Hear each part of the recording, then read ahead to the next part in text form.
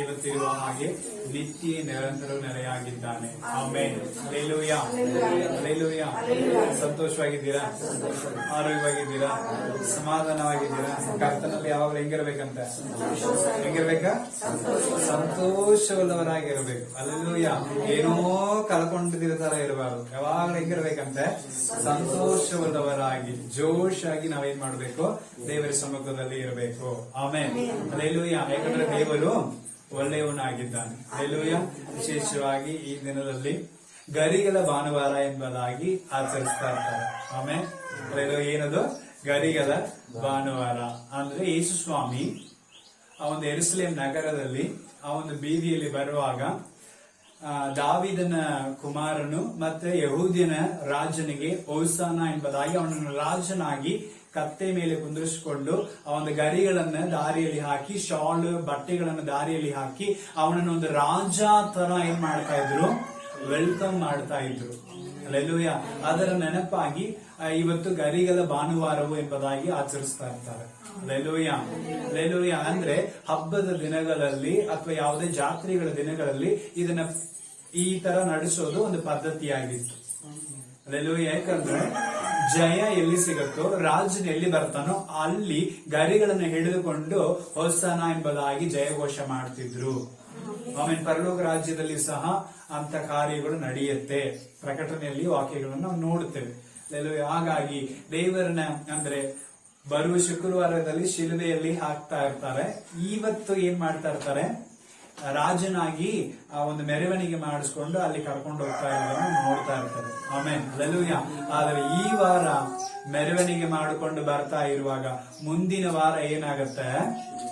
ಶಿಲುಬೆಗಾಗ್ತಾರೆ. ಅದೇ ಜನ ಅದೇ ಬೀದಿಯಲ್ಲಿ. ಆದ್ರೆ ಈಗ ರಾಜನಾಗಿ ಬರುವವನು ಆಗ ಪಾಪಿಯಾಗಿ ಶಿಲುಬೆ ಹೊತ್ಕೊಂಡು ಬರ್ತಾ ಇರ್ತಾನೆ. ಅದೇ ಜನ ರಾಜನ್ನು ಹೋಸನ್ನ ಅಂತ ಹೇಳಿದರೆ ಜನ ಈತನ ಶಿಲುಬೆಗೆ ಹಾಕ್ರಿ ಅಂತ ಘೋಷವನ್ನು ಮಾಡುವುದನ್ನು ಕೂಡ ನೋಡ್ತಾ ಇರ್ತೇವೆ. ಮನುಷ್ಯನು ನಮಗೆ ಏನು ಮಾಡಕ್ ಹೋಗ್ಬೇಡ, ನರ ಮನುಷ್ಯನನ್ನು ನಂಬಬೇಡ ಅಂತ ಈ ಸಮಯ ಅದಕ್ಕೆ ಹೇಳಿದಾನೆ. ಅದೇ ಜನ ನಮ್ಮ ರಾಜನು ಬಂದ ಸ್ತೋತ್ರ ಅಂತ ಹೇಳಿದ್ರು. ಈಗ ಅದೇ ಜನ ಹೇಳ್ತಾ ಇದ್ದಾರೆ ಈತನ ಪಾಪಿ, ಇವನ್ ಕಲ್ಲ, ಇವನ್ ಮೋಸಗಾರ, ಇವನ ಶಿಲುಬೆಗೆ ಹಾಕ್ರಿ ಅಂತ. ಆಮೇಲೆ 5 ದಿನದಲ್ಲಿ ಎಷ್ಟು ದೊಡ್ಡ ಬದಲಾವಣೆ! ಆಮೇಲೆ 5 ದಿನದಲ್ಲಿ ಎಂತ ದೊಡ್ಡ ಬದಲಾವಣೆ! ಅದಕ್ಕೆ ನಾವು ಯಾವಾಗಲೂ ಮನುಷ್ಯರನ್ನ ನೋಡೋದಿಲ್ಲ, ನಂಬೋದಿಲ್ಲ. ಏನ್ ನಡಿಬೇಕೋ ದೇವರು ನಮ್ಗೆ ಕೊಡ್ಬೇಕು. ಆಮೇಲೆ ಅದರಲ್ಲಿ ನಿನ್ನೆ ಕೂಡ ನೀನು ಮಾತಾಡ್ದ ಇವಾಗ COVID-19 ವ್ಯಾಕ್ಸಿನ್ ಆಗ್ಬೇಕು ಅಂತ ಹೇಳಿ ಏನೋ ದೊಡ್ಡ ಡಿಸ್ಕಷನ್ ಒಬ್ರು ಮನೇಲಿ ಹೋಗ್ತಿತ್ತು. ಲೆಲೂಯಾ. ಒಬ್ರು ಹಾಕುವಂತದ್ದು, ಇನ್ನೊಬ್ರು ಬೇಡ ಈಗ ಯಾಕೆ ಹಾಕೋದು ಬೇಡ ಬಿಡು ಅಂತ. ಲೆಲೂಯಾ. ಹಂಗಾಗಿ ಮಾತಾಡ್ತಾ ಇರುವಾಗ ಅದನ್ನೇ ನಾವಾಗ ಒಂದೇ ಒಂದು ಮಾಡಿದ್ವಿ. ಹಾಕಿದ್ರು ಹಾಕ್ಲಿಲ್ಲ ಅಂದ್ರೂ ಇರ್ಬೇಕಂದ್ರು ಹೋಗ್ಬೇಕಂದ್ರು ದೇವರ ಚಿತ್ತ ಇರಲೇಬೇಕು. ಹಲ್ಲೆಲೂಯಾ. ನಾವು ಆರೋಗ್ಯವಾಗಿರ್ಬೇಕಾ? ದೇವರ ತೀರ್ಮಾನ ಮಾಡಿದ್ರೆ ಮಾತ್ರ ಆರೋಗ್ಯವಾಗಿರ್ಲಿಕ್ಕೆ ಸಾಧ್ಯ. ಇಲ್ಲ ನಾವ್ ಎಷ್ಟೇ ಬಿದ್ದು ಗೋಲಾಡಿದ್ರು ಆಗೋದೇ ಇಲ್ಲ. ದೇವರ ಮನಸ್ಸು ಮಾಡಿದ್ರೆ ಮಾತ್ರ ನಮಗೆ ಆರೋಗ್ಯ ಸಿಗೋದು. ಮನುಷ್ಯನ್ ನಂಬಿದ್ರೆ ಇವತ್ತು ಎತ್ತಾನೆ, ನಾಳೆ ಕೆಳಗಾಕಿ ತುಳಿತಾನೆ. ಅದು ಮನುಷ್ಯನ ಬುದ್ಧಿ. ಆದ್ರೆ ದೇವರ ಬುದ್ಧಿ ಹಾಗಿಲ್ಲ. ಕರೆದ ಆತನ ನಂಬಿಗಸ್ತನಾಗಿದ್ದಾನೆ, ನಂಬಿಕೆಗೆ ಯೋಗ್ಯವಾಗಿ ನಡೆದುಕೊಳ್ಳುತ್ತಾನೆ. ಹಲ್ಲೆಲೂಯಾ. ಆತನು ನಮಗಾಗಿ ಶಿಲುಬೆಯಲ್ಲಿ ಪ್ರಾಣ ಕೊಟ್ಟಂತ ದೇವರಾಗಿದ್ದಾನೆ. ಈಗಾಗಲೇ 5 ಮಾತುಗಳನ್ನ ಧ್ಯಾನ ಮಾಡಿದ್ದೇವೆ. ಇವತ್ತು 6ನೇ ಮಾತನ್ನ ಧ್ಯಾನ ಮಾಡಿಕೊಳ್ಳೋಣ. ವಾಕ್ಯವನ್ನು ಓದಿಕೊಳ್ಳೋಣ. ಯೋಹಾನನು 19ನೇ ಅಧ್ಯಾಯ 30ನೇ ವಚನವನ್ನ ನಾವು ಓದಿಕೊಳ್ಳೋಣ. John chapter 19 words 30. ಯೇಸು ಆ ಹುಳಿಕಸವನ್ನು ತಕ್ಕೊಂಡ ಮೇಲೆ ತೀರಿತು ಎಂದು ಹೇಳಿ ತಲೆ ಬಾಗಿಸಿ ಆತ್ಮವನ್ನು ಒಪ್ಪಿಸಿಕೊಟ್ಟನು. ತೀರಿತು ಅಂತ ಹೇಳಿ ತಲೆಯನ್ನು ಬಾಗಿಸಿ ತನ್ನ ಪ್ರಾಣವನ್ನ ಆತ್ಮವನ್ನ ಬಿಟ್ಟನು ಎಂಬುದಾಗಿ ನಾವು ನೋಡ್ತಾ ಇದ್ದೇವೆ.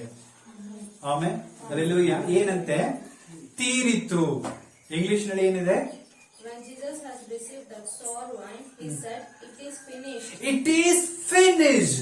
And he bowed and his head and gave up his spirit. Amen. Hallelujah. ಏನಂತೆ? It is finished. ಇದು ಮುಗೀತು, ಇದು ತೀರ್ತು. ತಮಿಳಿನಲ್ಲಿ ನೋಡ್ತಾ ಇದೀವಿ, ಎಲ್ಲಾ ಮುಡಿಂದದು. ಆಮೇಲೆ ತಮಿಳಿನಲ್ಲಿ ಏನಿದೆ? ಎಲ್ಲಾ ಮುಡಿಂದದು ಅಂದ್ರೆ ಎವ್ರಿಥಿಂಗ್ ಫಿನಿಶ್ಡ್. ಹಲ್ಲೆಲೂಯಾ. ಎಲ್ಲವೂ ತೀರ್ತು, ಎಲ್ಲವೂ ಮುಗೀತು. ಹಲ್ಲೆಲೂಯಾ. ಅಂದ್ರೆ ಏನ್ ಮುಗೀತು? ಯೇಸುಸ್ವಾಮಿ ಹೇಳಿದಾನೆ ಶಿಲುಬೆಯಲ್ಲಿದ್ದಾಗ 5 ಮಾತು. 1, ಕ್ಷಮಿಸು. 2ನೇದು, ಇವತ್ತೇ ನನ್ನೊಂದಿಗೆ ಪರದೇಶಿಯಲ್ಲಿ ಇರುತ್ತಿ. 3ನೇದು, ಇದೋ ನಿನ್ನ ಮಗನು, ಈಗೋ ನಿನ್ನ ತಾಯಿ. 4ನೇದು, ನನ್ನ ದೇವರೇ ನನ್ನ ದೇವರೇ ಯಾಕೆ ನನ್ನ ದೇವರೇ ನನ್ನ ದೇವರೇ ಯಾಕೆ ನನ್ನ ಕೈ ಬಿಟ್ಟಿದ್ದೀರಿ. 5ನೇದು, ನನಗೆ ನೀರಡಿಕೆ ಆಗಿದ್ದು ದಾಹವಾಗಿದ್ದೀನಿ. ಆಮೇನ್. ಅದರಲ್ಲಿ ಈಗ 6ನೇದಾಗಿ ಆ ಹುಳಿ ರಸವನ್ನ ತಗೊಂಡಿದ ಮೇಲೆ ದೇವರು ಹೇಳ್ತಾ ಇರೋ ಒಂದು ಮಾತು, ಇಟ್ಸ್ ಎವ್ರಿಥಿಂಗ್ ಫಿನಿಶ್. ಆಮೇನ್. ಎಲ್ಲವೂ ಮುಗೀತು, ಎಲ್ಲವೂ ತೀರ್ತು. ಆಮೇನ್. ಅಂದ್ರೆ ಏನ್ ತೀರ್ತು? ಯೇಸುಸ್ವಾಮಿ ಇಲ್ಲಿವರೆಗೆ ಶಿಲುಬೆಯಲ್ಲಿ ಇಷ್ಟು ಕಷ್ಟಪಟ್ಟಿದೆ, ಎಲ್ಲ ಬಾಧೆಗಳು ತೀರ್ತಾ, ನೋವುಗಳು ತೀರ್ತಾ, ಸಂಕಟಗಳು ತೀರ್ತಾ. ವಾಕ್ಯ ಹೇಳ ಅಂದ್ರೆ ಯೇಸು ಸ್ವಾಮಿ ಈ ಲೋಕಕ್ಕೆ ಬಂದಿದ್ದ ಒಂದು ಉದ್ದೇಶ ಇರಬೇಕಲ್ಲ. ಅಲ್ಲೆಲೂಯ್ಯ. ಆ ಉದ್ದೇಶ ಏನಾಗಿದೆ? ಮುಗಿದೋಗಿದೆ. ಅಲ್ಲೆಲೂಯ್ಯ. ಯೇಸು ಕ್ರಿಸ್ತನ ಲೋಕಕ್ಕೆ ಬರಬೇಕಂದ್ರೆ ಒಂದು ಉದ್ದೇಶ ಇರಬೇಕು. ಅಲ್ಲೆಲೂಯ್ಯ. ಆ ಉದ್ದೇಶ ಏನಾಗಿದೆ? ಮುಗಿದಿದೆ. ಅಂದ್ರೆ ಏನೇನು ಉದ್ದೇಶ ನೋಡಿಕೊಳ್ಳೋಣ, ವಾಕ್ಯ ಓದಿಕೊಳ್ಳೋಣ. ಲೂಕನು 4ನೇ ಅಧ್ಯಾಯ 18ನೇ ವಚನ. Luke chapter 4 verse 18. ಕರ್ತನ ಆತ್ಮವು ನನ್ನ ಮೇಲೆ ಅದೇ. 4 and 18. ಕರ್ತನ ನನ್ನ ಆತ್ಮವು ನನ್ನ ಮೇಲೆ ಅದೇ. ಆತನು ನನ್ನನ್ನು ಬಡವರಿಗೆ ಶುಭ ವರ್ತಮಾನವನ್ನು ಸಾರೋದಕ್ಕಾಗಿಯೂ ಅಭಿಷೇಕಿಸಿದನು. ಸೆರೆಯವರಿಗೆ ಬಿಡುಗಡೆಯಾಗುವುದನ್ನು ಮತ್ತು ಕುರುಡರಿಗೆ ಕಣ್ಣು ಬರುವುದನ್ನು ಪ್ರಸಿದ್ಧಿಪಡಿಸುವುದಕ್ಕೂ ಮನ ಮುರಿದವರನ್ನು ಬಿಡಿಸಿ ಕಳುಹಿಸುವುದಕ್ಕೂ ಕರ್ತನು ನೇಮಿಸಿರುವ ಶುಭ ವರ್ಷವನ್ನು ಪ್ರಚುರಪಡಿಸುವುದಕ್ಕೂ ಆತನು ನನ್ನನ್ನು ಕಳುಹಿಸಿದ್ದಾನೆ. ಆಮೆನ್. ಹಲ್ಲೆಲೂಯಾ. ಯೇಸು ಎದಕ್ಕಾಗಿ ಇಲ್ಲಿ ಬಂದಿದ್ದಾನೆ? ತಂದೆಯ ದೇವರು ಎದಕ್ಕೆ ಯೇಸುವನ್ನು ಇಲ್ಲಿ ಕಳಿಸಿದ್ದಾನೆಂದ್ರೆ ಬಡವರಿಗೆ ಶುಭವಾರ್ತೆಯನ್ನ ಸಾರೋದಕ್ಕಾಗಿ ಯೇಸುಸ್ವಾಮಿ ಬಂದನು. ಬಂಧನದಲ್ಲಿದ್ದವರನ್ನು ಬಿಡುಗಡೆ ಮಾಡೋದಕ್ಕಾಗಿ ಯೇಸುಸ್ವಾಮಿ ಲೋಕಕ್ಕೆ ಬಂದನು. ಎಲ್ಲರಿಗೂ ಹೊಸ ವರ್ತಮಾನಗಳನ್ನು ತಿಳಿಸೋದಕ್ಕಾಗಿ ದೇವರು ಈ ಲೋಕಕ್ಕೆ ಬಂದನು. ಆ ಒಂದು ಕೆಲಸ ಮುಗಿದೋಗಿದೆ. ಆಮೆನ್. ಹಲ್ಲೆಲೂಯಾ. ಯೇಸುಸ್ವಾಮಿ ಬಡವರಿಗೆ ಶುಭ ವರ್ತಮಾನವನ್ನು ಏನ್ ಮಾಡಿದ? ಸಾರಿದ. ಆ ಒಂದು ಬೆಟ್ಟದ ಪ್ರಸಂಗದಲ್ಲಿ ನಮಗೆಲ್ಲ ಚೆನ್ನಾಗಿ ಗೊತ್ತೈತಿ. ಅಲ್ಲಿ ಹೊತ್ತು ಮುಳುಗುವ ಮಟ್ಟಿಗೆ ಮಾತನಾಡಿದ್ದಾನೆ, ಆ ಸುವಾರ್ತೆಯನ್ನು ಸಾರಿದ್ದಾನೆ. ಸೊ ದೇವರ ಉದ್ದೇಶವು ಶಿಲುಬೆಯಲ್ಲಿ ಮುಗೀತಾ ಇದೆ. ಅಲ್ಲೆಲ್ಲ ಯೇಸುಸ್ವಾಮಿ ಎದಕ್ಕೆ ಬಂದನ್ರಿ? ಬಡವರಿಗೆ ಶುಭವಾರ್ತೆಯನ್ನು ಸಾರೋದಕ್ಕೆ. ಆಮೇನ್. ಅಲ್ಲೆಲ್ಲೂಯ್ಯ. ಸೊ ಆತನು ಬಂದಂತ ಉದ್ದೇಶ ನೆರವೇರ್ತಾ ಇದೆ. ಅಲ್ಲೆಲ್ಲೂಯ್ಯ. ಅದೇ ಅಧ್ಯಾಯದಲ್ಲಿ 43ನೇ ವಚನವನ್ನು ಓದಿಕೊಳ್ಳೋಣ. 43. ಆದರೆ ಆತನು ಅವರಿಗೆ, ನಾನು ದೇವರ ರಾಜ್ಯದ ಸುವಾರ್ತೆಯನ್ನು ಬೇರೆ ಊರುಗಳಿಗೂ ಸಾರಿ ಹೇಳಬೇಕಾಗಿದೆ. ಆಮೆನ್. ಇದಕ್ಕಾಗಿಯೇ ಕಳುಹಿಸಲ್ಪಟ್ಟಿದ್ದೇನೆ. ನಾನು ಎಲ್ಲಾ ಊರುಗಳಿಗೂ, ಬೇರೆ ಬೇರೆ ಊರುಗಳಿಗೂ ಶುಭ ವರ್ತಮಾನಗಳನ್ನ, ಸುವಾರ್ತೆಯನ್ನ, ಗಾಸ್ಪಲ್ ಅನ್ನ ಏನ್ ಮಾಡಬೇಕಾಗಿದೆ? ಸಾರಬೇಕಾಗತ್ತೆ. ಅದಕ್ಕಾಗಿಯೇ ನನ್ನನ್ನು ಕಳಿಸಿದ್ದಾರೆ ತಂದೆಯಾದ ದೇವರು ಎಂಬುದಾಗಿ ಸ್ವಾಮಿ ಹೇಳಿದ್ದಾನೆ. ಅಲ್ಲೆಲ್ಲೂಯ್ಯ. ಒಂದೇ ಕಡೆಯಲ್ಲಿ ಕುತ್ಕೊಂಡು ಹಂಗೆ ಒಂದೇ ಕಡೆಯಲ್ಲಿ ನಾವು ಹಂಗೆ ಏನ್ ಹೇಳೋದು, ಆ ಮರಣ ಬಾವಿ ಒಳಗೆ ಓಡಿಸ್ತಾ ಇರ್ತಾರಲ್ಲ, ಎಲ್ಲಿ ಹೋಗಕ್ಕಾಗದಂಗೆ. ಗಾಡಿ ತಗೊಂಡ್ರೆ ಹೊರಗೆ ಬರಕ್ ಆಗಂಗಿಲ್ಲ, ಒಳಗೆ ಏನ್ ಮಾಡ್ಬೇಕು? ತಿರುಗಿಸ್ತಾ ಇರ್ಬೇಕು. ಆಮೇಲೆ ಅಲ್ಲೆಲ್ಲೂಯ್ಯ. ಅದಕ್ಕಾಗಿ ಸಂಬಂಧಿಲ್ಲ, ಎಲ್ಲೆಲ್ಲಿಯೂ ಎಲ್ಲಾ ದೇಶಗಳಲ್ಲಿಯೂ ದೇವರು ವರ್ತಮಾನಗಳನ್ನು, ಸುವಾರ್ತೆಯನ್ನು ಸಾರಬೇಕು ಅನ್ನೋದಕ್ಕಾಗಿಯೇ ಏನ್ ಮಾಡಿದ್ರು? ಯೇಸುಸ್ವಾಮಿನ ಈ ಲೋಕಕ್ಕೆ ಕಳಿಸಿದರು. ಹಲ್ಲೆಲೂಯಾ. ಸೊ ಆತನು ಬಂದಂತ ಉದ್ದೇಶ ಈಗ ಶಿಲುಬೆಯಲ್ಲಿ ಮುಗೀತಾ ಇದೆ. It's finish. ನಾನು ಬಡವರಿಗೆ ಸುವಾರ್ತೆ ಸಾರಲಿಕ್ಕೆ ಬಂದೆ, ಅವ್ರನ್ನ ಬಿಡುಗಡೆ ಮಾಡ್ಲಿಕ್ಕೆ ಬಂದೆ. ನಾನು ಬಂದು ಅವ್ರನ್ನ ಸುವಾರ್ತೆ ಸಾರಿ ಬಿಡುಗಡೆ ಮಾಡಿದ್ದೀನಿ. ಸೊ ನಾ ಬಂದಂತ ಕೆಲಸ ಮುಗೀತು. ಹಲ್ಲೆಲೂಯಾ. ಎಲ್ಲ ತೀರ್ತು. ನಾ ಎಲ್ಲರಿಗೂ, ಎಲ್ಲಾ ದೇಶಗಳಿಗೂ ಹೋಗಿ ಏನ್ ಮಾಡಿದ್ದೀನಿ? ಶುಭ ಸಮಾಚಾರವನ್ನು ತಿಳಿಸಿದ್ದೇನೆ, ವಾಕ್ಯಗಳನ್ನು ಸಾರಿದ್ದೇನೆ. ಸೊ ಇದೆಲ್ಲವೂ ಮುಗೀತು ಎಂಬುದಾಗಿ ಸ್ವಾಮಿ ಹೇಳ್ತಾ ಇದ್ದಾರೆ. ಆಮೇಲೆ ಅಲ್ಲೆಲ್ಲೂ 2ನೇದಾಗಿ ನೋಡಿಕೊಳ್ಳೋಣ. ಯೋಹಾನನ 18ನೇ ಅಧ್ಯಾಯ 37ನೇ ವಚನ. John chapter 18 verse 37. ಅದಕ್ಕೆ ಪಿಲಾತನು, ಹಾಗಾದರೆ ನೀನು ಅರಸನು ಹೌದಲ್ಲವೇ ಅಂದನು. ಯೇಸು ಅವನಿಗೆ, ನನ್ನನ್ನು ಅರಸನೆಂದು ನೀನೇ ಹೇಳಿದ್ದಿ. ನಾನು ಸತ್ಯದ ವಿಷಯದಲ್ಲಿ ಸಾಕ್ಷಿ ಹೇಳುವುದಕ್ಕೋಸ್ಕರ ಹುಟ್ಟಿದವನು. ಆಮೆನ್. ಸತ್ಯದ ವಿಷಯದಲ್ಲಿ ಸಾಕ್ಷಿ ಹೇಳೋದಕ್ಕಾಗಿ ಹುಟ್ಟಿದವನು. ಯೇಸು ಎದಕ್ಕಾಗಿ ಈ ಲೋಕದಲ್ಲಿ ಹುಟ್ಟಿದ್ದಾನೆ? ಎದಕ್ಕಾಗಿ ಈ ಲೋಕದಲ್ಲಿ ಬಂದಿದ್ದಾನೆ ಅಂದ್ರೆ ಸತ್ಯವನ್ನು ಕುರಿತದಾಗಿ ಸಾಕ್ಷಿಯನ್ನ ನೀಡೋದಕ್ಕಾಗಿ ಯೇಸು ಈ ಲೋಕದಲ್ಲಿ ಹುಟ್ಟಿದನು. ಹಲ್ಲೆಲೂಯಾ. ಆ ಸಾಕ್ಷಿ, ಸತ್ಯಕ್ಕೆ ಸಾಕ್ಷಿ ಇವತ್ತು ಆ ಶಿಲುಬೆಯಲ್ಲಿ ಮುಗೀತಾ ಇದೆ ಎಂಬ ಹೇಳ್ತಾ ಇದ್ದಾನೆ. ಹಲ್ಲೆಲೂಯಾ. ಸತ್ಯವನ್ನ ಸಾರಿದ, ಆ ಸತ್ಯಕ್ಕೋಸ್ಕರ ಏನ್ ಮಾಡಿದ, ಹೋರಾಡಿದ, ಆ ಸತ್ಯಕ್ಕೋಸ್ಕರ ಪ್ರಾಣ ಕೊಡ್ಲಿಕ್ಕೆ ಮುಂದೆ ಬಂದ, ಆ ಸತ್ಯಕ್ಕೋಸ್ಕರ ಸಾಕ್ಷಿಯಾಗಿ ನಿಂತ, ಆ ಸಾಕ್ಷಿ ಕೊಡ್ಲಿಕ್ಕೆ ಬಂದಂತ ದೇವರು ಆ ಸಾಕ್ಷಿಯನ್ನು ಕೊಟ್ಟು ಆ ಸಾಕ್ಷಿ ಇವತ್ತಿಗೆ ಮುಗೀತಾ ಇದೆ ಎಂಬುದಾಗಿ ಅಲ್ಲಿ ಹೇಳ್ತಾ ಇರೋದನ್ನು ನೋಡ್ತಾ ಇದ್ದೇವೆ ಪ್ರಿಯರೇ. ಆಮೆನ್. ಹಲ್ಲೆಲೂಯಾ. ಮೂರನೇದಾಗಿ ಲೂಕನ ಬರೆದಂತ ಸುವಾರ್ತೆ 19ನೇ ಅಧ್ಯಾಯ 10ನೇ ವಚನ ಓದಿಕೊಳ್ಳೋಣ. Luke chapter 19 words 10.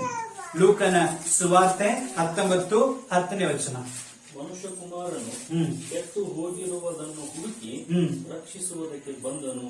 ಆಮೇಲೆ ಮನುಷ್ಯ ಕುಮಾರನು ಯೇಸು ಕ್ರಿಸ್ತನು ಎದಕ್ಕೆ ಈ ಲೋಕಕ್ಕೆ ಬಂದನು ಅಂದ್ರೆ ಕೆಟ್ಟು ಹೋಗಿದ್ದನ್ನ, ಕಳೆದು ಹೋಗಿದ್ದನ್ನ ಹುಡುಕಿ ರಕ್ಷಿಸೋದಕ್ಕಾಗಿಯೇ ಬಂದಿದ್ದನು.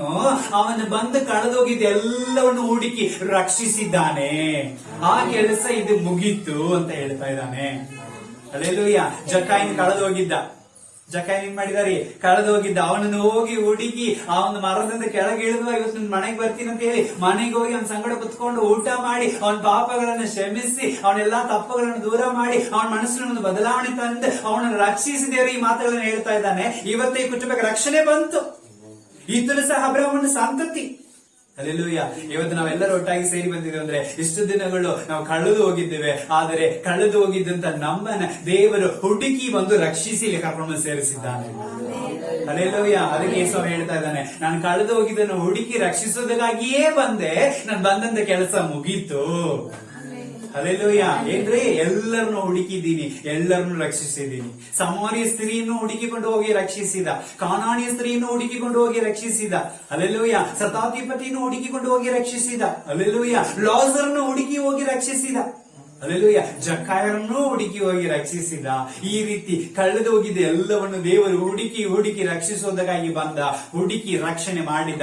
ಆ ರಕ್ಷಣೆಯು ನಾನು ಎಲ್ಲರಿಗೂ ಕೊಟ್ಟಿದ್ದೀನಿ. ಆ ಒಂದು ಹುಡುಕುವ ಕೆಲಸ ಇವತ್ತಿಗೆ ಮುಗೀತು ಎಂಬುದಾಗಿ ಯೇಸು ಶಿಲುಬೆಯಲ್ಲಿ ಹೇಳ್ತಾ ಇದ್ದಾರೆ. ಹಲ್ಲೆಲೂಯಾ. ಹಲ್ಲೆಲೂಯಾ. ಓದಿಕೊಳ್ಳೋಣ. ಯೋಹಾನನ ಬರೆದ ಸುವಾರ್ತೆ 10ನೇ ಅಧ್ಯಾಯ 10ನೇ ವಚನ. John chapter 10 words 10. ಕಳ್ಳನು ಕದ್ದುಕೊಳ್ಳುವುದಕ್ಕೂ ಕೊಯ್ಯುವುದಕ್ಕೂ ಹಾಳು ಮಾಡುವುದಕ್ಕೂ ಬರುತ್ತಾನೆ ಹೊರತು ಮತ್ತಾವುದಕ್ಕೂ ಬರುವುದಿಲ್ಲ. ನಾನಾದರೂ ಅವುಗಳಿಗೆ ಜೀವವು ಇರಬೇಕೆಂತಲೂ, ಅವುಗಳಿಗೆ ಜೀವವು ಇರಬೇಕು ಅಂತಲೇ, ಅದು ಸಮೃದ್ಧಿಯಾಗಿ ಇರಬೇಕೆಂತಲೂ ಬಂದೆನು. ಆಮೆನ್. ಎದಕ್ಕಾಗಿ ಬಂದಿನ್ರಿ ನಾನು? ಕಳೆದು ಹೋಗಿದ್ದ ಕುರಿಗಳಿಗೆ, ಅಂದ್ರೆ ಕಳ್ಳ ಬಂದು ಕದ್ದುಕೊಂಡು ಹೋಗಿದ್ದ ಕುರಿಗಳನ್ನು ನಾಶ ಮಾಡ್ತಾನೆ. ಆದ್ರೆ ಯೇಸು ಸ್ವಾಮಿ ಆ ಕಳೆದು ಹೋಗಿದ್ದ ಕುರಿಗಳನ್ನು ಹುಡುಕಿ ಅವುಗಳಿಗೆ ಜೀವ ತುಂಬಿಸುವುದಕ್ಕಾಗಿ ಬಂದಿದ್ದಾನಂತೆ. ಹಲ್ಲೆಲೂಯಾ. ಸೊ ಆ ಕುರಿಗಳಿಗೆ ದೇವರು ಏನ್ ತುಂಬಿಸಿದ್ದಾನೆ? ಈಗಾಗಲೇ ಜೀವ ತುಂಬಿಸಿದ್ದಾನೆ. ರಕ್ಷಣೆ ಮಾಡುವವರು ಯಾರು ಇಲ್ಲ, ನಮ್ಮನ್ನು ಉದ್ಧಾರ ಮಾಡುವವರು ಯಾರು ಇಲ್ಲ, ನಮ್ಮನ್ನ ಕೂಡಿಸುವವರು ಯಾರು ಇಲ್ಲ ಅಂತ ಗೋಳಾಡಿದ ಜನರನ್ನು ಹುಡುಕಿ ದೇವರು ಅವರ ಹೃದಯದಲ್ಲಿ ಏನ್ ಮಾಡಿದ್ದಾನೆ? ಜೀವವನ್ನು ತುಂಬಿಸೋದಕ್ಕಾಗಿ ಈ ಲೋಕಕ್ಕೆ ಬಂದನು. ಆ ಬಂದಂತ ಕೆಲಸ ಮುಗೀತು ಅಂತ ಹೇಳ್ತಾ ಇದ್ದಾನೆ. ಆಮೆನ್. ಹಲ್ಲೆಲೂಯಾ. ಎಲ್ಲರನ್ನು ಹುಡುಕಿ, ಕಳೆದೋಗಿದ ಎಲ್ಲ ಕುರಿಗಳನ್ನು ಹುಡುಕಿ ಆ ಕುರಿಗಳಿಗೆ ದೇವರು ಏನ್ ಮಾಡ್ತಾ ಇದ್ದಾನೆ? ತನ್ನ ಜೀವವನ್ನೇ ಕೊಟ್ಟು ಆ ಜೀವ ತುಂಬಿಸ್ತಾ ಇದ್ದಾನೆ. ಹಲ್ಲೆಲೂಯಾ. ಹಲ್ಲೆಲೂಯಾ. ಹಾಗಾಗಿ ದೇವರು ಬಂದಂತ ಕೆಲಸ ಏನಾಗ್ತಾ ಇದೆ? ಮುಗೀತು ಎಂಬುದಾಗಿ ಶಿಲುಬೆಯಲ್ಲಿ ಹೇಳ್ತಾ ಇದ್ದಾನೆ. ಮಾರ್ಕನ ಬರೆದ ಸುವಾರ್ತೆ 10ನೇ ಅಧ್ಯಾಯ 45ನೇ ವಚನವನ್ನು ಓದಿಕೊಳ್ಳೋಣ. ಮಾರ್ಕ 10:45. Mark chapter 1 words 45. ಮನುಷ್ಯ ಕುಮಾರನು ಸಹ ಸೇವೆ ಮಾಡಿಸಿಕೊಳ್ಳುವುದಕ್ಕೆ ಬರಲಿಲ್ಲ, ಸೇವೆ ಮಾಡುವುದಕ್ಕೂ ಅನೇಕರನ್ನು ಬಿಡಿಸಿಕೊಳ್ಳುವುದಕ್ಕಾಗಿ ತನ್ನ ಪ್ರಾಣವನ್ನು ಈಡು ಕೊಡುವುದಕ್ಕೂ ಬಂದನು ಎಂದು ಹೇಳಿ. ಆಮೆನ್. ಯೇಸು ಎದಕ್ಕಾಗಿ ಬಂದ ಅಂದ್ರೆ ಸೇವೆ ಮಾಡಿಸಿಕೊಳ್ಳೋದಕ್ಕಾಗಿ ಬಂದಿಲ್ಲ, ಸೇವೆ ಮಾಡೋದಕ್ಕಾಗಿ ಬಂದ. ಆಮೆನ್. ದೇವರ ಮಗ ರೀ, ಮನಸ್ಸು ಮಾಡಿದ್ರೆ ಎಲ್ಲರೂ ಹೋಗಿ ಸೇವೆ ಮಾಡಬಹುದಾಯ್ತು ಅಲ್ಲ. ಆದ್ರೆ ಯೇಸು ಏನ್ ಮಾಡ್ತಾ ಇದ್ದಾನೆ? ತನ್ನ ಸ್ಥಾನ ನಿಲುವಂಗಿನ ಬಿಚ್ಚಿ ಇಟ್ಟು ಆ ಒಂದು ತುಂಡನ್ನ ಸೊಂಟಕ್ಕೆ ಕಟ್ಟಿಕೊಂಡು ಶಿಷ್ಯರುಗಳ ಪಾದಗಳನ್ನು ತೊಳಿತಾ ಇದ್ದಾನೆ. ಆಮೇಲೆ ಹಲ್ಲೆಲೂಯಾ. ಅವಾಗ ಪೇತ್ರನು ಹೋಗಿ ಹೇಳ್ತಾ ಇದ್ದಾನೆ, ಅಯ್ಯೋ ಸ್ವಾಮಿ, ನೀನು ದೇವರ ಮಗ, ನೀನು ಪರಿಶುದ್ಧನು, ನೀನು ಅವರು, ಈ ಪಾಪಿ ನಮ್ಮ ಕಾಲು ಹೋಗಿ ನೀನು ಮುಟ್ಟಬೇಡ. ಅವಾಗ ಸೈತಾನನೇ ಹೋಗಿ ಹೆಚ್ಚೆ ಕಡೆ, ನನ್ನ ಆ ರೀತಿ ಮಾಡಬೇಡ. ನಾನು ಮನುಷ್ಯನಾಗಿ ಬಂದಿರೋ ಉದ್ದೇಶ ಏನಂದ್ರೆ ಸೇವೆ ಮಾಡಿಸಿಕೊಳ್ಳೋದಕ್ಕೋಸ್ಕರ ಬಂದಿಲ್ಲ, ಸೇವೆ ಮಾಡೋದಕ್ಕಾಗಿಯೇ ಬಂದಿದ್ದೀನಿ. ಹಲ್ಲೆಲೂಯಾ. ಅಂದ್ರೆ ತಗ್ಗಿಸುವಿಕೆ. ಹಲ್ಲೆಲೂಯಾ. ಅವನು ತಾಳಿದ, ತಗ್ಗಿದ್ದ, ಸೇವೆ ಮಾಡಿದ. ಆ ಸೇವೆ ಇವತ್ತಿಗೆ ಆ ಶಿಲುಬೆಯಲ್ಲಿ ಕೊನೆ ಆಗ್ತಾ ಇದೆ, ಮುಕ್ತಾಯ ಆಗ್ತಾ ಇದೆ, ತೀರ್ತಾ ಇದೆ ಎಂಬುದಾಗಿ ಹೇಳ್ತಾ ಇದ್ದಾನೆ. ಹಲ್ಲೆಲೂಯಾ. ನಿಜವಾಗ್ಲೂ ಸೇವೆ ಮಾಡೋದಕ್ಕಾಗಿಯೇ ಬಂದಾರೆ. ಸೇವೆ ಮಾಡಿಸಿಕೊಳ್ಳೋದಕ್ಕಾಗಿಲ್ಲ. ಇವತ್ತೆಲ್ಲ ಅನೇಕ ಸೇವಕರುಗಳು ತುಂಬಾ ಎದುರು ನೋಡೋದೇನದು, ಸೇವೆ ಮಾಡಿಸ್ಕೊಳ್ತಾರೆ. ಸಿಕ್ಕಿದವ್ರನ್ನ ಇಟ್ಕೊಂಡು ಏನ್ ಮಾಡ್ತಾರೆ, ಸೇವೆ ಮಾಡಿಸ್ಕೊಳ್ಳುತ್ತಾರೆ. ಆದ್ರೆ ಸೇವೆ ಮಾಡ್ಬೇಕಂತ ಮುಂದೆ ಯಾರು ಹೋಗೋಂಗಿಲ್ಲ. Alleluia, alleluia. ಆದ್ರೆ ನಿಜವಾಗ್ಲೂ ಯೇಸು ಮಾಡಿದ ಉದ್ದೇಶ ಏನ್ರೆ, ಸೇವೆ ಮಾಡೋದಕ್ಕಾಗಿಯೇ ಬಂದ, ಸೇವೆ ಮಾಡಿದ್ದ. ಅಲ್ಲೆಲ್ಲೂಯ್ಯ. ಆ ಸೇವೆ ಮಾಡಿದ್ದು ಅದು ಶಿಲುಬೆಯಲ್ಲಿ ಇವತ್ತಿಗೆ ಏನಾಗ್ತಾ ಇದೆ, ಇಲ್ಲಿ ತನಕ ನಮಗೆ ನಾವು ಸೇವೆ ಮಾಡಿದನಲ್ಲ, ಆ ಸೇವೆಗೆ ಒಂದು ಅಂತ್ಯ ಬಂದಿದೆ, ಮುಕ್ತಾಯ ಆಗ್ತಾ ಇದೆ ಎಂಬ ಹೇಳ್ತಾ ಇದ್ದಾನೆ. Alleluia, alleluia. ವಾಕ್ಯ ಓದಿಕೊಳ್ಳೋಣ. 1ನೇ ತಿಮೋಥೆಯ ಬರೆದಂತ ಪತ್ರಿಕೆ 1ನೇ ಅಧ್ಯಾಯ 15ನೇ ವಚನ. ಫಸ್ಟ್ ತಿಮೋಥೆಯು ಚಾಪ್ಟರ್ 1 ವರ್ಡ್ಸ್ 15. 1:15. ಕ್ರಿಸ್ತ ಯೇಸು ಪಾಪಿಗಳನ್ನು ರಕ್ಷಿಸುವುದಕ್ಕೋಸ್ಕರ ಈ ಲೋಕಕ್ಕೆ ಬಂದನು ಎಂಬ ವಾಕ್ಯವು ನಂಬತಕ್ಕದ್ದಾಗಿಯೂ ಸರ್ವಾಂಗಕರವಾಗಿ ಯೋಗ್ಯವಾದದ್ದಾಗಿಯೂ ಅದೇ ಸರ್ವ ಅಂಗೀಕಾರಕ್ಕೂ ಯೋಗ್ಯವಾಗಿವೆ. ಆಮೇನ್, ಅಲ್ಲೆಲ್ಲೂಯ್ಯ. ವಾಕ್ಯ ಹೇಳ್ತಾ ಇದೆ, ಪಾಪಿಗಳನ್ನ ಹುಡುಕಿ ರಕ್ಷಿಸುವುದಕ್ಕಾಗಿ ಸ್ವಾಮಿ ಲೋಕಕ್ಕೆ ಬಂದ. ಅಲ್ಲಿ ಪಾಪಿಗಳನ್ನ ರಕ್ಷಿಸುವುದಕ್ಕಾಗಿ ಸ್ವಾಮಿ ಲೋಕಕ್ಕೆ ಬಂದ. ಆ ಪಾಪಿಗಳನ್ನ ರಕ್ಷಿಸಿದ. ಅಲ್ಲೆಲ್ಲೂಯ್ಯ. ಎಷ್ಟು ಪಾಪಿಗಳನ್ನ ರಕ್ಷಿಸಿದ ನೋಡ್ರಿ. 38 ವರ್ಷವಾಗಿ ಬಗ್ಗಿದ್ದ ಮನುಷ್ಯನ ಹೋಗಿ ದೇವರು ಏನ್ ಮಾಡ್ತಾನೆ, ಇವತ್ತು ನಿನ್ನ ಪಾಪವು ಕ್ಷಮಿಸಲ್ಪಟ್ಟಿದೆ, ಎದ್ದು ನೆಟ್ಟಿಗೆ ಹೋಗು ಅಂತ ಹೇಳಿದ, ಹೋದ. ಅಲ್ಲೆಲ್ಲೂಯ್ಯ. 38 ವರ್ಷ ಹಾಸಿಗೆ ಹಿಡಿದು ಅಲ್ಲಿ ಹೋಗಿ ಬೆಳಕಾಗದೇ ಇದ್ದ ಮನುಷ್ಯನ ಏನ್ ಮಾಡಿದ, ನಿನ್ನ ಹಾಸಿಗೆನ ಎದ್ದೆ ನಡಿ, ನಿನ್ನ ಪಾಪಗಳು ಕ್ಷಮಿಸಲ್ಪಟ್ಟಿದೆ ಅಂತ ಹೇಳಿದ. 12 ವರ್ಷವಾಗಿ ಕುಸುಮ ರೋಗದಲ್ಲಿ ಇರುವಂತ ಸ್ತ್ರೀನ ಯೇಸು ಬಟ್ಟೆನ ಮುಟ್ಟಿದ ಕೂಡಲೇ ಸ್ವಸ್ಥತೆ ಆದ್ಲು. ಅವಳು ಮುಂದೆ ದೇವ್ರು ಕೇಳ್ತದೆ, ನಿನ್ನ ನಂಬಿಕೆ ನಿನ್ನ ರಕ್ಷಿಸಿದ್ದು, ಇನ್ನು ಮುಂದೆ ಪಾಪ ಮಾಡಬೇಡ, ಮುಂದೆ ಹೋಗು. ಅಲ್ಲೆಲ್ಲೂಯ್ಯ. ವ್ಯಭಿಚಾರ ಸ್ತ್ರೀನ ಎಲ್ಲರೂ ಹೊಡಿತಾ ಇದ್ದಾಗ ಹೋಗಿ ದೇವರು ಎಲ್ಲರನ್ನು ಬಿಡಿಸಿ, ಪಾಪ ಯಾವ ಮಾಡಲಿಲ್ಲ ಅವ ಮುಂದೆ ಬಂದು ಕೈ ಹಾಕ್ರಿ ಅಂತ ಹೇಳುವಾಗ ಒಬ್ಬನಳ್ಳಿ ಬರಲಿಲ್ಲ ಅಂತೆ. ಅಂದ್ರೆ ಎಲ್ಲರೂ ಪಾಪ ಮಾಡಿದವರಾಗಿದ್ರು. ಆಮೇಲೆ ಎಲ್ಲರೂ ಪಾಪ ಮಾಡಿ ದೇವರ ಮಹಿಮೆಯನ್ನ ಕಳೆದುಕೊಂಡ್ರೆ ಎಂಬ ದೇವರ ವಾಕ್ಯ ಇದೆ. ಅಲ್ಲೆಲ್ಲೂಯ್ಯ. ಸೊ ಅಂತ ಪಾಪಿಗಳನ್ನ ರಕ್ಷಿಸೋದಕ್ಕಾಗಿ ಸ್ವಾಮಿ ಲೋಕಕ್ಕೆ ಬಂದ. ಆಮೇಲೆ ಸೊ ಅಂತ ಪಾಪಿಗಳನ್ನು ಹುಡುಕಿ ರಕ್ಷಿಸಿದ. ಆ ಒಂದು ರಕ್ಷಣೆ ಆ ಶಿಲುಬೆಯಲ್ಲಿ ಇವತ್ತಿಗೆ ಕೊನೆಯಾಗ್ತಾ ಇದೆ ಎಂಬುದಾಗಿ ಹೇಳ್ತಾ ಇದ್ದಾನೆ. ಆಮೇಲೆ ನಾನು ಬಂದಲ್ಲಿ ಕೆಲಸ ಮುಗಿಯಿತು, ಎಲ್ಲರನ್ನು ಹುಡುಕಿ ಪಾಪಗಳನ್ನು ಏನ್ ಮಾಡಿದೀನಿ, ರಕ್ಷಿಸಿದೀನಿ. ಅಲ್ಲೆಲ್ಲೂಯ್ಯ. ಕೊನೆಯದಾಗಿ ಒಂದು ವಾಕ್ಯ ಓದಿಕೊಳ್ಳೋಣ. 1ನೇ ಯೋಹಾನ 3ನೇ ಅಧ್ಯಾಯ 5ನೇ ವಚನ. First John chapter 3 words 5. ಪಾಪಗಳನ್ನು ಹೋಗಲಾಡಿಸುವುದಕ್ಕಾಗಿ ಕ್ರಿಸ್ತನು ಪ್ರತ್ಯಕ್ಷನಾದನೆಂಬುದು ನಿಮಗೆ ಗೊತ್ತಾಗಿದೆ, ಆತನಲ್ಲಿ ಪಾಪವಿಲ್ಲ. Amen, hallelujah. ನಿಮ್ಮ ಪಾಪಗಳನ್ನ ಇಂಗ್ಲಿಷ್ ನಲ್ಲಿ ಓದ್ರಿ. Everyone who makes a practice of sinning, all practices lawless. Sin is lawless. Sin is lawless. ಪರಿಶುದ್ಧ ಬೈಬಲ್ ನಲ್ಲಿ ಓಕೆ, ನಮ್ಮ ಪರಿಶುದ್ಧ ಬೈಬಲ್ ನಲ್ಲಿ ಏನಿದೆ ಅಂದ್ರೆ, ನಿಮ್ಮ ಪಾಪಗಳನ್ನು ಹೊತ್ತುಕೊಳ್ಳೋದಕ್ಕಾಗಿ ಆತನು ಬಂದ, ಪಾಪಿಯಾಗಿ ಹೊತ್ತುಕೊಂಡನು ಎಂಬುದಾಗಿದೆ. ಆಮೇಲೆ ಏಸು ಎದಕ್ಕೆ ಬಂದನ್ರಿ? ಫೈನಲ್ ಇದೆಯಾ? ಓದ್ರಿ. You know that he appeared in order to take away the sins, and in him there is no sin. Amen, hallelujah. ಆತನು ನಿಮ್ಮ ಪಾಪಗಳನ್ನು ಏನ್ ಮಾಡ್ತಾ ಇದ್ದಾನ್ರಿ? ಹೊತ್ತು ತೀರಿಸೋದಕ್ಕಾಗಿ ಬಂದ, ಶಿಲುಬೆಯಲ್ಲಿ ಹೊತ್ತು ತೀರಿಸಿದ. ಆಮೇಲೆ ನೀವು ನಾವು ಮಾಡಿದ ಎಲ್ಲ ಪಾಪಗಳನ್ನು ಶಿಲುಬೆಯಲ್ಲಿ ಹೊತ್ತು ಆತನು ಆ ಒಂದು ಶಿಲುಬೆಯಲ್ಲಿ ನಮ್ಮ ಪಾಪಗಳನ್ನು ಹೊತ್ತು ತೀರಿಸಿದ. ನಮ್ಮ ಪಾಪಗಳಿಗೆ ಅವತ್ತೊಂದು ಕೊನೆ ಬಂತು. ನಿಮ್ಮ ಪಾಪಗಳು ಇವತ್ತಿಗೆ ಮುಕ್ತಾಯವಾಯಿತು ಅಂತ ಹೇಳಿದ ಯೇಸು ಸ್ವಾಮಿ. Amen, hallelujah, hallelujah. ಅದಕ್ಕೆ ಹೇಳ್ತಾ ಇದ್ದಾನೆ, it's finish. Hallelujah, it's finish. Hallelujah. ತಮ್ಮಲ್ಲಿ ಚೆನ್ನಾಗಿದೆ, ನನಗೆ ತುಂಬಾ ಇಷ್ಟ. ಎಲ್ಲಾ ಮುಗಿದದು. ಹಲ್ಲೆಲೂಯಾ. Everything finish. ಹಲ್ಲೆಲೂಯಾ. ಎಲ್ಲ ಮುಗಿದದು. ಹಲ್ಲೆಲೂಯಾ. ಎಲ್ಲವೂ ತೀರ್ತು. ಹಲ್ಲೆಲೂಯಾ. ನಾನು ಬಂದಂತ ಎಲ್ಲ ಉದ್ದೇಶಗಳು ತೀರ್ತು. ಬಡವರಿಗೆ ಶುಭ ವರ್ತಮಾನವನ್ನು ಸಾರಿದೆ, ಬಿಡುಗಡೆ ಮಾಡಿದೆ. ಹಲ್ಲೆಲೂಯಾ. ಕಳೆದೋಗಿದ್ದನ್ನು ಹುಡುಕಿ ನಾ ಏನ್ ಮಾಡಿದೆ? ರಕ್ಷಿಸಿದೆ. ಹಲ್ಲೆಲೂಯಾ. ಆಮೇಲೆ ಸೇವೆ ಮಾಡಿದೆ. ಹಲ್ಲೆಲೂಯಾ. ಸೊ ಕುರಿಗಳಿಗೋಸ್ಕರ ತನ್ನ ಜೀವವನ್ನೇ ಕೊಟ್ಟು ತುಂಬಿಸಿದೆ. ಆಮೇಲೆ ಪಾಪಿಗಳನ್ನು ಹುಡುಕಿ ಹುಡುಕಿ ರಕ್ಷಿಸಿದೆ. ನಿಮ್ಮೆಲ್ಲಾ ಪಾಪಗಳನ್ನು ಹೊತ್ತುಕೊಂಡೆ. ಈ ಎಲ್ಲಾ ಹೊತ್ತುಕೊಂಡು ನಿಮ್ಮ ಪಾಪಗಳಿಗೆ ಒಂದು ಫುಲ್ ಸ್ಟಾಪ್ ಇಟ್ಬಿಟ್ಟೀನಿ. ಇಟ್ಸ್ ಫಿನಿಶ್ಡ್ ಅಂತ.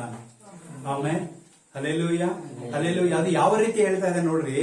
ವಾಕ್ಯ ಹೇಳ್ತಾ ಇದೆ, ಮ್ಯಾಥ್ಯೂ 27:50, ಮತ್ತಾಯ 27:50, ಇನ್ನೊಬ್ಬರು ಮತ್ತಾಯ 15:51. ಸರಿ, ಮಾರ್ಕನ್ 15:51 ಒಬ್ರು ಹೋದ್ರಿ, ಮತ್ತಾಯ 27:50 ಒಬ್ರು ಹೋದ್ರಿ.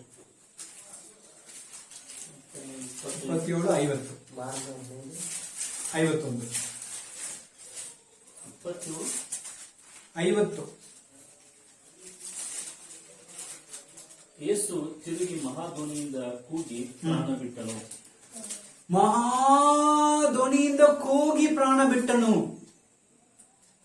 ಅಂದ್ರೆ ಮಹಾಧ್ವನಿಯಿಂದ ಏನಂತ ಕೂಗಿದನು? ಮಹಾಧ್ವನಿಯಿಂದ ಏನಂತ ಕೂಗಿದನು? ಮಾರ್ಕಣ 15:51 31.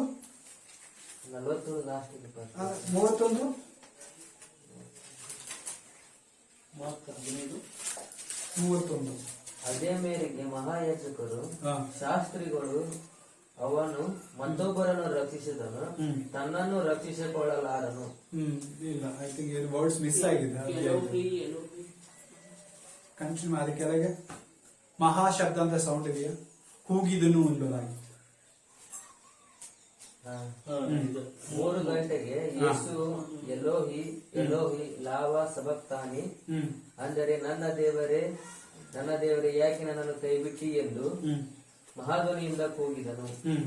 ಹತ್ತಿರ ನಿಂತಿದ್ದವರಲ್ಲಿ ಕೆಲವರು ಅದನ್ನು ಕೇಳಿ ಎಲಿಯನನ್ನು ಕರೆಯುತ್ತಾನೆ ಕಾಣಿರೋ ಅಂದರು. ಇಲ್ಲ, ಅದೇ ಅಧ್ಯಾಯದಲ್ಲಿ ಕೊನೆಯಲ್ಲಿ ಸಿಗಬಹುದು ಅನಿಸುತ್ತೆ. ಆತನು ಪ್ರಾಣ ಬಿಡೋದಕ್ಕಿಂತ ಮುಂಚಿತವಾಗಿ ಶಬ್ದವಾಗಿ ಕೂಗಿದನು ಎಂಬುದಾಗಿ. ಆದರೆ ಯೇಸು ಮಹಾಧ್ವನಿಯನ್ನು ಕೈದು ಬಿಟ್ಟನು. ಹಲ್ಲೆಲೂಯಾ.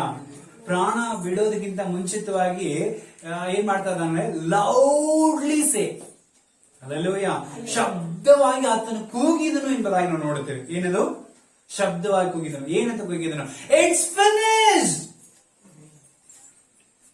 ಎಲ್ಲ ತೀರ್ತು.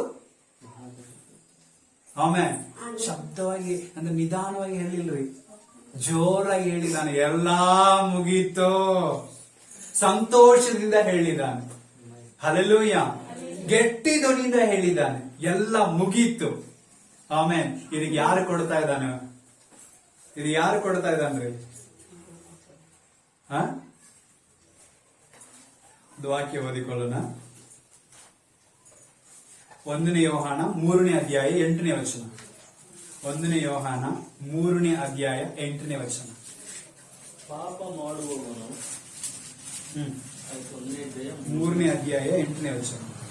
ಪಾಪ ಮಾಡುವವನು ಸೈತಾನನಿಂದ ಹುಟ್ಟಿದವನಾಗಿದ್ದಾನೆ, ಆದಿಯಿಂದಲೂ ಸೈತಾನನು ಪಾಪ ಮಾಡುವವನಾಗಿದ್ದಾನಲ್ಲ. ಸೈತಾನನ ಕೆಲಸಗಳನ್ನು ಲಯ ಮಾಡೋದಕ್ಕೋಸ್ಕರನೇ ದೇವಕುಮಾರನು ಪ್ರತ್ಯಕ್ಷನಾದನು. ಆಮೆನ್. ಹಲ್ಲೆಲೂಯಾ. ಸೈತಾನನ ತುಳಿಯೋದಕ್ಕಾಗಿಯೇ ಯೇಸು ಕ್ರಿಸ್ತನು ಪ್ರತ್ಯಕ್ಷನಾದನು. ಆ ಸೈತಾನನಿಗೆ ವಾರ್ನಿಂಗ್ ಕೊಡ್ತಾ ಇದ್ದಾನೆ, ಮಗನೇ ಮುಗೀತು, ಆಮೇಲೆ ನಿನ್ನ ತುಳಿತಾ ಇದ್ದೀನಿ, ನಿಂದ ಕತೆ ಮುಗೀತು, ಇಟ್ಸ್ ಫಿನಿಶ್. ಹಲ್ಲೆಲೂಯಾ. ಇನ್ನು ಮೇಲೆ ನೀನು ನನ್ನ ಮಕ್ಕಳ ಮುಂದೆ ತಲೆ ಎತ್ತಲಿಕ್ಕೆ ಆಗೋದಿಲ್ಲ. It's finish. ಜೋರಾಗಿ ಹೇಳ್ತಾ ಇದ್ದಾನೆ. ಯಾರಿಗೆ ಹೇಳ್ತಾ ಇದ್ದಾನೆ? ಸೈತಾನಿಗೆ ಹೇಳ್ತಾ ಇದ್ದಾನೆ, ಮಗನೇ ಎಲ್ಲಾ ಮುಗೀತು, ಇನ್ನು ಮುಂದೆ ನನ್ನ ಮಕ್ಕಳಿಗೆ ಜಯನೇ. ಆಮೆನ್. ಇನ್ನು ಮುಂದೆ ನನ್ನ ಮಕ್ಕಳಿಗೆ ಏನದು? ಜಯ. ಅಲ್ಲೂ ಯೇಸು ಕ್ರಿಸ್ತನ ಅಂತ್ಯದಲ್ಲಿ ನಮಗೆ ಪ್ರಾರಂಭವಾಗಿದೆ ಪ್ರಿಯರು. ಅಲ್ಲೆಲ್ಲೂ ಎಲ್ಲಾ ಮುಗೀತು ಅಂತ ಹೇಳಿದ್ದು ಸೈತಾನನಿಗೆ, ಇವತ್ತೇ ನಿಮ್ಮ ಜೀವನ ಪ್ರಾರಂಭ ಅಂತ ನಮಗೆ ಇಂಡೈರೆಕ್ಟ್ ಆಗಿ ದೇವರಲ್ಲಿ ಹೇಳ್ತಾ ಇದ್ದಾನೆ. Alleluia, alleluia. ಯಾಕಂದ್ರೆ ದೇವರು ನಮ್ಮ ಪ್ರಾಣವನ್ನ ಕೊಟ್ಟು ನಮ್ಮ ಬದುಕನ್ನು ಉಳಿಸಿದ್ದಾನೆ, ಆ ಪಾಪದಿಂದ ನಮ್ಮನ್ನು ಬಿಡಿಸಿದ್ದಾನೆ. ಅಲ್ಲೆಲ್ಲೂಯ. ಸೈತಾನ ಲಯ ಮಾಡೋದಕ್ಕಾಗಿ ಆ ಶಿಲುಬೆಯಲ್ಲಿ ದೇವರು ಪ್ರಾಣ ಕೊಟ್ಟನು. ಆಮೇಲೆ ಹಲ್ಲೆಲೂಯಾ. ಫಿಲಿಪಿಯದವರು ಬರೆದ ಪತ್ರಿಕೆ 2ನೇ ಅಧ್ಯಾಯ 7ನೇ ವಚನದಿಂದ ವಾಕ್ಯಗಳನ್ನು ಓದಿಕೊಂಡು ನೋಡೋಣ. ಫಿಲಿಪಿಯದವರು ಬರೆದ ಪತ್ರಿಕೆ 2ನೇ ಅಧ್ಯಾಯ 7ನೇ ವಚನಗಳಿಂದ ವಾಕ್ಯವನ್ನು ಓದಿರಿ.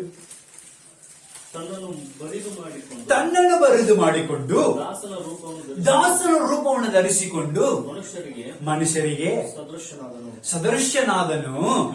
ಹೀಗೆ ಆತನ ಆಕಾರದಲ್ಲಿ ಮನುಷ್ಯನಾಗಿ ಕಾಣಿಸಿಕೊಂಡು ತನ್ನನ್ನು ತಗ್ಗಿಸಿಕೊಂಡು ಮರಣವನ್ನು ಅಂದ್ರೆ ಶಿಲುಬೆಯ ಮರಣವನ್ನಾದರೂ ಹೊಂದುವಷ್ಟು ವಿಧೇಯನಾದನು. ಕಂಟಿನ್ಯೂ ಮಾಡೋಣ. ಈ ಕಾರಣದಿಂದ ದೇವರು ಆತನನ್ನು ಅತ್ಯುನ್ನತ ಸ್ಥಾನಕ್ಕೆ ಏರಿಸಿ ಎಲ್ಲಾ ಹೆಸರುಗಳಿಗಿಂತ ಶ್ರೇಷ್ಠವಾದ ಹೆಸರನ್ನು ಆತನಿಗೆ ದಯಪಾಲಿಸಿದ್ದಾನೆ. ಆಮೆನ್. Alleluia alleluia. ಆತನು ತಗ್ಗಿಸಿಕೊಂಡ, ಆತನ ಮನುಷ್ಯ ರೂಪ ತಗೊಂಡ, ಆತನೆಲ್ಲ ತಾಳಿಕೊಂಡ, ನಮಗಾಗಿ ಶಿಲುಬೆಯಲ್ಲಿ ಪ್ರಾಣ ಕೊಟ್ಟ. ಆದ ಕಾರಣ ಅವನು ಎಷ್ಟು ಮಟ್ಟಿಗೆ ತಾಳಿಕೊಂಡನೋ ಅಷ್ಟು ಮಟ್ಟಿಗೆ ಎಲ್ಲಾ ಹೆಸರುಗಳಿಗಿಂತಲೂ ಒಂದು ಉನ್ನತವಾದ ಸ್ಥಾನದಲ್ಲಿ ಯೇಸು ಸ್ವಾಮಿನ ದೇವರು ನೆಲೆಸಿದ. ಆಮೆನ್. ಅಲ್ಲೆಲೂಯ. ಯಾವುದು ನನಗೆ ಒಲ್ಲಂತ ಹೇಳಿಲ್ಲ ಯೇಸು ಸ್ವಾಮಿ, ಎಲ್ಲವೂ ನಮಗಾಗಿ ಸಹಿಸಿಕೊಂಡ ಯೇಸು. ಆಮೆನ್. Alleluia alleluia. ನಾವು ಒಂದು 25 kg ನಾವು ಅಕ್ಕಿ ಚೀಲ ತಗೊಂಡು ಹೋಗ್ಲಿಕ್ಕೆ, 1 ಕ್ವಿಂಟಲ್ ಅಕ್ಕಿ ಕೆಜಿ ತಗೊಂಡು ಹೋಗ್ಲಿಕ್ಕೆ ಎಷ್ಟು ಒದ್ದಾಡ್ತೀವಿ ಪ್ರೇರೆ. ಅಲ್ಲೆಲೂಯ. ಆ ಗೊಲ್ಗತ್ತ ಅಂತ ಒಂದು ಗುಡ್ಡದಲ್ಲಿ, ಅಲ್ಲೆಲೂಯ, ಗೊಲ್ಗತ್ತ ಅಂತ ಒಂದು ಗುಡ್ಡ ಇದೆ. ಆ ಗುಡ್ಡದಲ್ಲಿ ಯೇಸುವಿನ ಶಿಲುಬೆಗೆ ಹಾಕಿದ್ರು. ಆ ಶಿಲುಬೆಯಲ್ಲಿ ಆ ಒಂದು ಗುಡ್ಡವನ್ನ 150 kg ಇರುವಂತ ಶಿಲುಬೆಯನ್ನು ಹೊತ್ತುಕೊಂಡು ಯೇಸುಸ್ವಾಮಿ ಹತ್ತಿದ್ದಾನೆ. ಅಲ್ಲೆಲೂಯ. ಎಷ್ಟು ಕೆಜಿ ಇರೋದು? 150, 150, 101 ಕ್ವಿಂಟಲ್, 1.5 ಕ್ವಿಂಟಲ್ ಅಂತ ದೊಡ್ಡ ಶಿಲುಬೆಯನ್ನ ಹೆಗ್ಗಳ ಮೇಲೆ ಹೊತ್ತುಕೊಂಡು, ನೋಡ್ರಿ, ನಾವು ಚೆನ್ನಾಗಿ ಗೆಟ್ಬಿಟ್ಟು ಊಟ ಮಾಡಿದ್ರು ಸಹ ಹೊತ್ಕೊಂಡು ಹೋಗ್ಲಿಕ್ಕೆ ಆಗೋಂಗಿಲ್ಲ. ಈಗಾಗಲೇ ಆತನು ಎಲ್ಲಾ ಕಡೆ ಹೊಡೆಸ್ಕೊಂಡಾನ, ಬಾಡಿಸ್ಕೊಂಡಾನ, ಗಾಯಗೊಂಡಾನೆ, ರಕ್ತ ಸೋರ್ತಾ ಇದೆ, ಅಂತ ವೇದನೆ, ನೋವಿದೆ. ಅಂತ ಸಮಯದಲ್ಲಿ ಅವನ ಮೇಲೆ ಶಿಲುಬೆನ ಹೊರಸ್ತಾ ಇದ್ದಾರೆ. ನಡಿ, ಎತ್ಕೊಂಡು ನಡಿ. ಇದೇ ಏರಿಯಾದಲ್ಲಿ ಹೋಗಿದ್ದಿಲ್ಲ ಹೋದ್ವಾರ, ರಾಜನ್ ಅಂತ ಅನಿಸ್ಕೊಂಡಿಲ್ಲ, ನಡಿ ಈಗ ಅದೇ ರೋಡ್ ನಲ್ಲಿ ಅಂತ ರೋಡ್ ನಲ್ಲಿ ಕರ್ಕೊಂಡು ಬರ್ತಾ ಇದ್ದಾರೆ. ಯೋಚನೆ ಮಾಡಿ. ಅಲ್ಲೆಲ್ಲ ಕತ್ತೆ ಮೇಲೆ ರಾಜನಾಗಿ ಬಂದವನು ಈಗ ಪಾಪಿಯಾಗಿ ಆ ಒಂದು ಭಾರವಾದ ಶಿಲುಬೆನ ಹೊತ್ತುಕೊಂಡು ಬರ್ತಾ ಇದ್ದಾನೆ. Alleluia alleluia. 150 kg. ಸುಮಾರು ಪ್ರಯಾಣಗಳು 6 ತಾಸು ಮಾಡಿದ್ದಾನೆ. ಆಮೇಲೆ ಆ ಗುಡ್ಡ ಹತ್ತಲಿ 6 ತಾಸು 3 ಸಲ ಎಡವಿ ಬಿದ್ದ. ನೋವು ತಡ್ಕೊಳ್ಳಕ್ಕಾಗದೆ, ಆ ಒಂದು ಹೊಡೆತ ತಡ್ಕೊಳ್ಳಕ್ಕಾಗದೆ 3 ಸಲ ಆ ಶಿಲುಬೆನ ಹೊತ್ಕೊಂಡು ಎಡವಿ ಕೆಳಗೆ ಬಿದ್ದಾನೆ. ಆಮೇಲೆ ಹಲ್ಲೆಲೂಯ. 17 ತಾಸು ಬಾಧೆ ಪಟ್ಟಿದ್ದಾನೆ. ಎಷ್ಟು ತಾಸು ರೀ?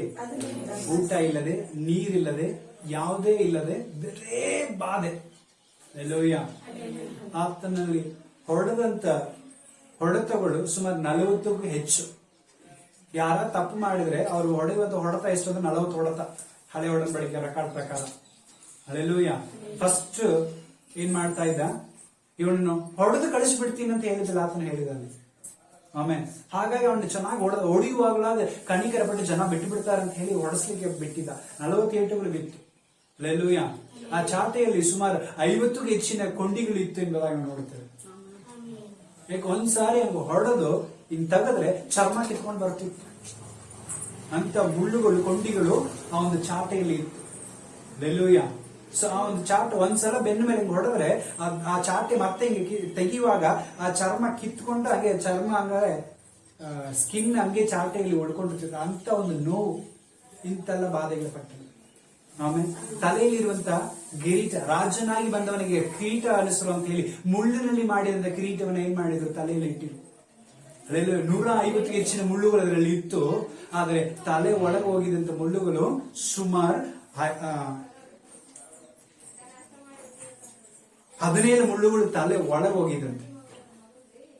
ತಲೆ ಒಳಗೆ ಎಷ್ಟು ಮುಳ್ಳುಗಳು? 17 ಮುಳ್ಳುಗಳು. ಹಂಗೆ ಮುಳ್ಳು ಸುಮ್ಮನೆ ಮೇಲೆ ಇಟ್ಟಿಲ್ಲ, ಹಂಗೆ ಒತ್ತಿ ಇಟ್ಟಿದ್ದಾರೆ. ಆ ಮುಳ್ಳು ತಲೆ ಒಳಗೆ ಹೋಗಿ ಒಂದು 4 ಮುಳ್ಳು ಈ ಕಣ್ಣತ್ರ ಬಂದು ಕಾಣಿಸ್ಕೊಂಡಿದೆ. ತಲೆ ಒಳಗೆ ಹೋಗಿ ಕಣ್ಣತ್ರ ಬಂದು ಕಾಣಿಸ್ಕೊಂಡಿದೆ. ಯೋಚನೆ ಮಾಡಿ. ಒಂಚೂರು ಒಂದು ಸೂಜಿ ಚುಚ್ಚಿದನ್ನ ತಡಗೊಳಕ್ ಆಗಲಾರದವರು ಯೇಸುಸ್ವಾಮಿ ನಮಗಾಗಿ ಆ ಒಂದು ಮುಳ್ಳಿನ ಕಿರೀಟವನ್ನು ಧರಿಸಿಕೊಂಡ. ಆ ಮುಳ್ಳು ಮೂಳೆ ಅಂದ್ರೆ ತಲೆ ಒಳಗೆ, ಬ್ರೈನ್ ಒಳಗೆ ಹೋಗಿ ಕಣ್ಣಿನಲ್ಲಿ ಕಾಣಿಸ್ಕೊಳ್ಳತ್ತಂದ್ರೆ ಎಂತ ಮಟ್ಟಿಗೆ ಅವರಿಗೆ ಆ ಒಂದು ತೊಂದರೆ ಕೊಟ್ಟಿರ್ಬೋದು. ಅವಾಗ ಎಲ್ಲವನ್ನು ಸಹಿಸಿಕೊಂಡ. ಆಮೇಲೆ ಅಲ್ಲಿ ಆ ಶಿಲುಬಿನ ಹೈಟ್ ಎಷ್ಟು ಗೊತ್ತಾ? 15 ಫೀಟ್. ಈ ಮನೆಗಿಂತಲೇ ಎತ್ತರವಾಗಿರುತ್ತೆ ಆ ಶಿಲುಬೆ. ಉದ್ದ 8 ಫೀಟ್ ಅಂತ. ಇಷ್ಟು ಮತ್ತೆ ಅಷ್ಟು ಹೈಟ್ ಇರ್ತಿತ್ತು. ಆಮೇಲೆ ಅಲ್ಲೆಲ್ಲೂಯ. ಆ ಒಂದು ಇದು ಹೊಡೆದಲ್ಲ ಮಳೆ, ಅದೆಷ್ಟು ಗೊತ್ತಾ? 8 ಇಂಚ್. 8 ಇಂಚ್. ಆಮೇಲೆ ಯೋಚನೆ ಮಾಡ್ರೆ 8 ಇಂಚ್ ಹೆಂಗೆ ಆಗತ್ತಲ್ಲ. ಸೊ 3/4 ಇಂಚ್ ಅಗಲ ಅಂದ್ರೆ ದಪ್ಪ.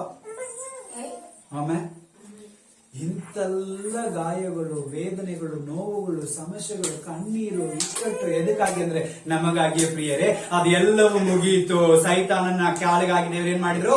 ತುಳಿದ್ರು. ಆಮೇಲೆ ಶಿಲುಬೆಯಲ್ಲಿ 3 ತಾಸು ಆತನ ಏನ್ ಮಾಡಿದ? 3 ತಾಸು ಜೀವಂತವಾಗಿದ್ದ ನಮಗಾಗಿ ಮಾತನಾಡಿದ.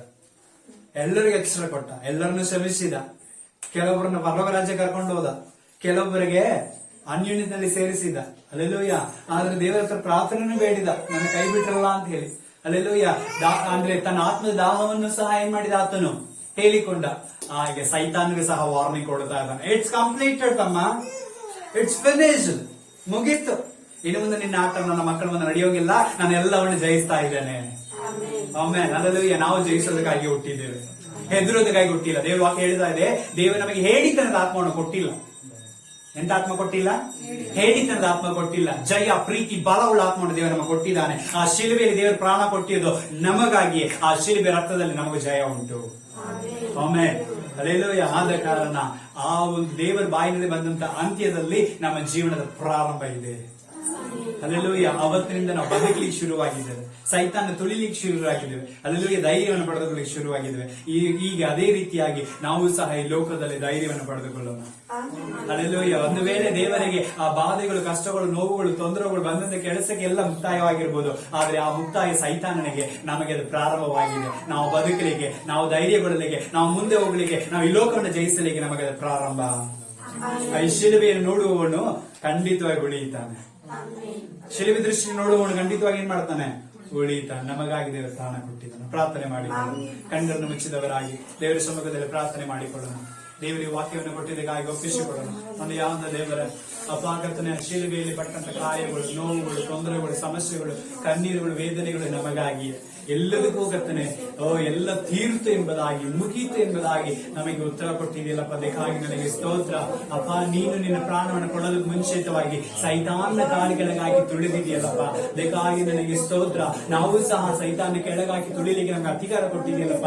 ಅದಕ್ಕಾಗಿ ನನಗೆ ವಂದನೆ. ಧೈರ್ಯದ ಆತ್ಮವನ್ನು, ಬಲದ ಆತ್ಮವನ್ನು ಕರ್ತನೆ ನನ್ನ ಕೊಟ್ಟಿದ್ದಕ್ಕಾಗಿ ಸ್ತೋತ್ರ. ಈ ವಾಕ್ಯವನ್ನು ಕೇಳಿದ ಪ್ರತಿಯೊಬ್ಬರು ಅಪ್ಪ ನಿನ್ನ ಒಂದು ಕರ್ತನೆ ಶ್ರಮಾಧನೆಗಳಲ್ಲಿ ಕರ್ತನೆ ಪಾಲ್ಗೊಂಡವರಾಗಿ, ಅದೇ ರೀತಿಯಾಗಿ ನಿನ್ನ ಜಯದಲ್ಲಿ ಪಾಲ್ಗೊಂಡವರಾಗಿ ಜೀವಿಸಲಿಕ್ಕೆ ದೇವರನ್ನು ಅನುಕೂಲ ಮಾಡಿಕೊಡು. ತಗ್ಗಿಸುವವರು ಉನ್ನತವಾದ ಸ್ಥಾನಕ್ಕೆ ಏರಿಸಲ್ಪಡುವವರು. ಆದ ಕಾರಣ ನಾವೆಲ್ಲರೂ ನಮ್ಮನ್ನು ತಗ್ಗಿಸಿಕೊಡುತ್ತೇವೆ. ನೀನು ಹೆಚ್ಚಿಸು, ಬಲಪಡಿಸು. ಪ್ರಾರ್ಥನೆ ಕೇಳಿದಕ್ಕಾಗಿ ಸ್ತೋತ್ರ.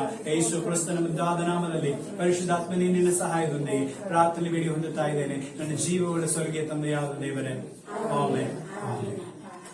God bless you. Praise the Lord.